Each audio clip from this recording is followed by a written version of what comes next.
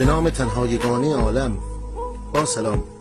در مورد سوسک تنخوار باید اعلام کنم این موجود به یکی از آفتهای مهم این روزها تبدیل شده و هنوز راهی برای این آفت پیدا نشده است. 3 راهکار برای این امر توصیه می کنند، ولی این کارها هم زمانبر است و یا کارایی ندارد.